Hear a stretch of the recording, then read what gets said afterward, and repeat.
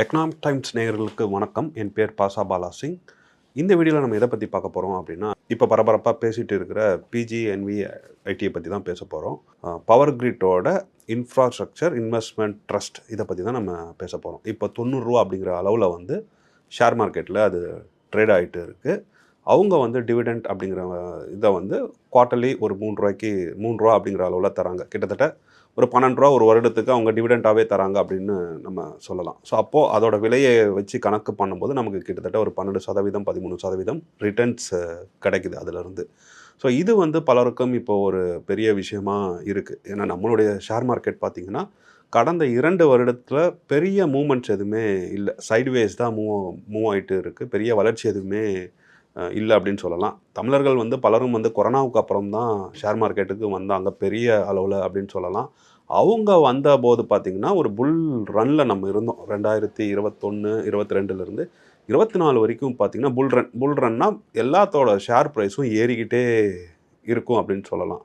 So invest பண்ணாங்கன்னா ஒரு மாதத்தில் 10% அந்த மாதிரியான ரிட்டர்ன்ஸ்லாம் பார்த்தவங்க இந்த 2 வருஷத்தில் வந்து பார்த்திங்கன்னா எவ்வளோ முதலீடு பண்ணாங்களோ அதே இடத்துல தான் இருக்குது. அப்படிங்கும்போது அவங்களுக்கு ஆல்டர்னேட்டிவ் இன்வெஸ்ட்மெண்ட்ஸ் என்ன அப்படிங்கிறத தேட ஆரம்பிச்சிருக்காங்க அப்படின்னு சொல்லலாம். ஸோ நிறைய பேர் நீங்கள் சமூக ஊடகத்திலே பார்க்கலாம், பாண்டை பற்றி பேச தொடங்கியிருக்காங்க. உறுதியாக எனக்கு 10% வருது, 11% வருது அப்படின்னு பாண்டை பற்றி சொல்கிறாங்க. பாண்டு ஒரு ரிஸ்க்கான ஒரு ப்ராடக்ட்டு. ஸோ நம்ம அப்படியே போய் பாண்டு வாங்கிடக்கூடாது. ரிட்டர்ன்ஸை மட்டும் பார்த்து எந்த ஒரு முதலீடையும் வாங்கிடக்கூடாது. அதில் குறிப்பாக பாண்டெல்லாம் போயிட்டு நேரடியாக வாங்குறத தவிர்க்கணும் அப்படிங்கிறத நாங்கள் சொல்லிட்டு வரோம்.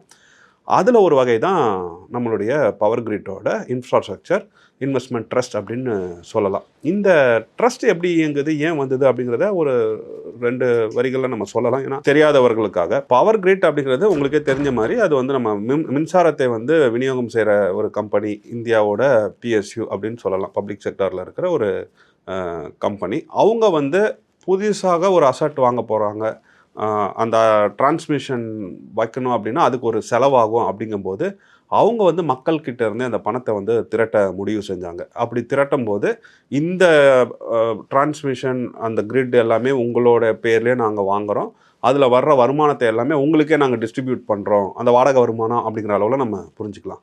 அப்படிங்கிற ஒரு செட்டப்பில் அவங்க வந்து இதை வந்து அமைச்சிருக்காங்க. இதுக்கு என்ன அர்த்தம் அப்படின்னா, ஒரு அசட் அவங்க அக்யூர் பண்ணுறாங்க அப்படின்னா அந்த அசட்லேருந்து கிரியேட் ஆகிற அத்தனை கேஷ் ஃப்ளோவும் வந்து நமக்கு வந்து அவங்க டிவிடெண்ட்டாக கொடுத்துருவாங்க. ஸோ நிறைய அசட்டை கிரியேட் பண்ண நிறைய நமக்கு வந்து லாபம் வர வாய்ப்பு இருக்குது அப்படிங்கிறத நம்ம புரிஞ்சுக்கணும்.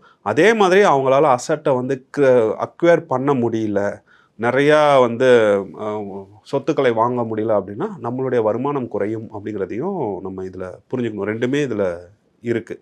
இதில் கேபிட்டல் டிப்ரிசியேஷனும் வருவதற்கு வாய்ப்பு இருக்குது. ஏன்னா இது ஷேர் மார்க்கெட்டில் வந்து முதலீடு செய்யப்படுவதால் வாங்குபவர் விற்பவர்கள் தான் இதோட விலையை வந்து நிர்ணயிக்கிறாங்க. அப்படிங்கும்போது இன்றைக்கி ரூ. 90 இருக்குன்னா ஒரு 2 மாதத்துக்கு முன்னெல்லாம் பார்த்திங்கன்னா ரூ. 87 அப்படிங்கிறத நானே பார்த்துருக்கேன்.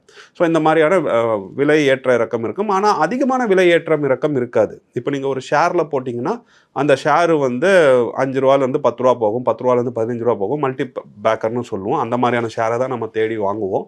அப்படியான வளர்ச்சி வந்து விலையில் வந்து இந்த ப்ராடக்ட்டுக்கு இருக்காது. இது வந்து கிட்டத்தட்ட அதே ரூ. 90 ரூ. 100 ரூ. 80 இந்த மாதிரியே தான் போய்கிட்டே இருக்குமே தவிர பெரிய அளவில் உங்களுக்கு விலை வளர்ச்சி கொடுக்காது. ஏன்னா இதில் வந்து க்ரோத்து கிடையாது. இது வந்து இன்கம் ஜெனரேஷன் டூல் தான். எப்படி நீங்கள் ஒரு வீடு வாங்கி அதில் வாடகை வாங்குறீங்களோ அதே மாதிரி பவர் கிரிட் வந்து ஒரு சொத்தை அக்யூர் பண்ணுறாங்க. அந்த சொத்தை அக்யூர் பண்ணும்போது மக்கள்கிட்ட இருந்து பணம் வாங்குறது ஒன்று, ப்ளஸ் அவங்க வெளியிலேருந்து கடன் வாங்கினாங்கன்னா அதுக்கு எவ்வளோ வட்டி கொடுக்குறாங்களோ அதுவும் உங்கள் பணத்திலேருந்து தான் தரப்படும். அதுவும் உங்களுடைய கேஷ் ஃப்ளோவை வந்து தீர்மானிக்கும். அப்படிங்கிற அளவுலையும் நம்ம இதை புரிஞ்சுக்கலாம். ஸோ இப்போதைக்கு பார்த்தீங்கன்னா இதோட ரேட் ஆஃப் ரிட்டர்ன் வந்து கிட்டத்தட்ட 12% 13% இருக்குது. ரொம்ப நல்ல ஒரு ரிட்டர்ன் அப்படின்னு சொல்லலாம். ஆனால் இந்த ரிட்டர்ன் வேணும் அப்படின்னாலுமே இந்த இன்ஸ்ட்ருமெண்ட்ஸில் நீங்கள் 5 வருஷத்துக்கு தேவையில்லாத பணத்தை தான் கொண்டு வரணும். ப்ளஸ் இதில் வந்து அலோகேஷன்ஸ் வந்து நீங்கள் ஒரு குறைந்த அளவு தான் வச்சுக்கணும். ஒரு 10% 20% தான் அலோகேஷன்ஸை வச்சுக்கணும். ஏன்னா 5 வருஷத்து காலம் அப்படிங்கிறது ஒரு நீண்ட காலம். அந்த காலத்தை வந்து நம்ம வந்து பங்குச்சந்தையில் தான் முதலீடு பண்ணணும். ஏன்னா அதான் அதிக வருமானம் தரும் அப்படிங்கிறதுக்கான தரவுகள் நம்மக்கிட்ட இருக்குது. நம்மளோட எக்கனாமி அவுட்லுக்காக அப்படி தான் இருக்குது. இந்தியா வந்து இன்னும் வேகமாக வளரப்போகுது, பெரிய அளவில் பெரிய கம்பெனிகள் வரப்போகுது, பங்குச்சந்தை வளர்ச்சி அடைய போகுது அப்படிங்கிற ஒரு ஆப்டிமைசம் தான் நம்மக்கிட்ட இருக்குது. எல்லாருமே அந்த நம்பிக்கை தான் இருக்குது. அப்படிங்கும்போது பணத்தை பெருமளவில் வந்து நம்ம கட்டாயம் பங்குச்சந்தைக்கு தான் கொண்டு வரணுமே தவிர இந்த மாதிரி இன்ஸ்ட்ருமெண்ட்ஸில் வருவதை குறைச்சிக்கணும். கொண்டு வரவே கூடாது அப்படிங்கிறது கிடையாது. யாருக்கெல்லாம் இன்கம் வேணுமோ, குவார்ட்டர்லி ஒரு இன்கம் வரும் அப்படின்னா அவங்களாம் இன்வெஸ்ட் பண்ணலாம். அதுவும் குறிப்பிட்ட தொகை மட்டும் தான் இன்வெஸ்ட் பண்ணணும் அப்படிங்கிறத புரிஞ்சுக்கோங்க. ப்ளஸ் இந்த இன்ஸ்ட்ருமெண்ட்டை சில பேர் வந்து டெட் ஃபண்ட்ஸோடையும் வந்து கம்பேர் பண்ணுறாங்க. டெட் ஃபண்ட்ஸோட கம்பேர் பண்ணிவிட்டு எனக்கு டெட் ஃபண்ட்ஸில் வந்து 7-8% தானே கிடைக்குது, இதில் 13% கிடைக்குது அப்படின்னு சொல்லிட்டு சொல்கிறாங்க. பட் இதில் நம்ம புரிந்து கொள்ள வேண்டியது, டெட் ஃபண்ட்ஸில் உங்களுக்கு கேபிட்டல் டிப்ரிசியேஷன் ஆகுது அப்படிங்கிறது வந்து நடக்கவே நடக்காது. ரொம்ப ரேர் அப்படின்னு சொல்லலாம். இது வரைக்கும் நம்ம அது மாதிரி பார்த்ததில்ல. ஆனால் இதில் வந்து உங்களுக்கு கேபிட்டல் டிப்ரிசியேஷன் ஆகும். இப்போ 90 ரூபாய்க்கு வர்த்தகம் ஆகிட்டு இருப்பது, அடுத்தடுத்து அக்யூசியேஷன் நடக்கலை. அந்த மேனேஜ்மெண்ட்டே என்ன சொல்லியிருக்காங்க, இதுக்கு மேலே வந்து நம்ம அசட்ஸை வந்து அக்யூர் பண்ணுறதுங்கிறது வந்து கொஞ்சம் ஸ்லோ டவுன் ஆகும் அப்படிங்கிற மாதிரி சில விஷயங்கள் சொல்லியிருக்காங்க. அப்படி நடந்தாலும் சரி, இல்லை அவங்க கடன் வாங்கி ஒரு அசட்டை அக்யூர் பண்ணுறாங்க, அதுக்கு அதிகமான வட்டி கொடுக்குறாங்கன்னா சரி, அதுவாகட்டும், இல்லை கேஷ் ஃப்ளோ வந்து குறையுது அப்படிங்கும்போதும் ஆகட்டும், என்ன ஆகும் அப்படின்னா நம்ம ப்ரைஸில் தான் வந்து அது ரிஃப்ளெக்ட் ஆகும். இது எதுவுமே நடக்கலை அப்படின்னாலுமே ஷேர் மார்க்கெட்டில் வந்து ஒரு தாக்கத்தை உண்டு பண்ணுது அப்படின்னா, நம்ம இந்த போன்ற சூழல்கள் வருது, மக்கள் வந்து ரொம்ப அக்ரெசிவாக இல்லை ஷேர் மார்க்கெட் இன்வெஸ்ட்மெண்ட்டில் அப்படிங்கும்போது, இதுவும் ஷேர் மார்க்கெட்டில் தான் இன்வெஸ்ட் பண்ணப்பட்டு இருக்குது அப்படிங்கும்போது இதோட விலையும் வந்து குறையும், கேபிட்டல் வந்து டிப்ரிஷியேட் ஆகும் அப்படிங்கிறத நம்ம புரிந்து கொள்ள வேண்டும். ஸோ அதனால தான் நாம் வந்து எமர்ஜென்சி ஃபண்ட்ஸ், நம்ம அடுத்த 1 வருடம் 2 வருடத்துக்கு தேவையான ஃபண்ட்ஸை கட்டாயமாக டெப்ட் ஃபண்ட்ஸ் போன்ற இன்ஸ்ட்ருமெண்ட்ஸில் தான் வைக்கணுமே தவிர இந்த மாதிரியான இன்ஸ்ட்ருமெண்ட்ஸில் கொண்டு வரக்கூடாது. ஸோ இது வந்து டெட் ஃபண்ட்ஸுக்கும் ஈக்விட்டிக்கும், பங்குச்சந்தையில் முதலீடு பண்ணுகின்ற ஈக்விட்டி ஃபண்ட்ஸுக்கும் நடுவில் இருக்குது அப்படிங்கிற மாதிரி நம்ம புரிந்து கொள்ளலாம். இதுக்கான அலோகேஷன்ஸ் மட்டும் கொடுத்து இதில் இன்வெஸ்ட் பண்ணலாம். நல்ல நமக்கு வருமானம் வருது, இன்கம் கொடுக்குது அப்படிங்கிறதுக்காக எல்லா பணத்தையும் இதில் நம்ம கொண்டு வந்து வச்சுட்டோம் அப்படின்னா நம்மளுடைய நீண்டகால growth வந்து பாதிக்கப்படும். அந்த கோல்ஸுக்கு ஏற்ற வளர்ச்சியை வந்து நம்ம பெற முடியாமல் கூட போகலாம். ஸோ கோல்ஸுக்கு ஏற்ற மாதிரி நம்ம வந்து நம்மளுடைய இன்வெஸ்ட்மெண்ட்டை கட்டமைக்கணும்.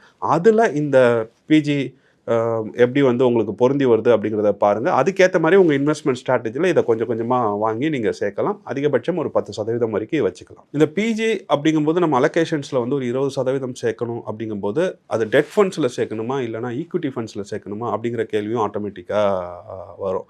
நம்ம இதில் இந்த வீடியோலேயே முதலே சொன்னது என்ன சொன்னோம் அப்படின்னா, நீங்கள் இந்த இன்ஸ்ட்ருமெண்ட்ஸில் வந்து இன்வெஸ்ட் பண்ணுறீங்க அப்படின்னா அது உங்களுக்கு 5 வருடத்துக்கு தேவையில்லாத பணம் அப்படிங்கிறத புரிஞ்சுக்கோங்க. அதாவது ஈக்விட்டியில் நம்ம எந்த பணத்தை இன்வெஸ்ட் பண்ணுவோமோ அந்த பணத்தில் ஒரு தொகையை தான் நமக்கு கொண்டு வருவோம்.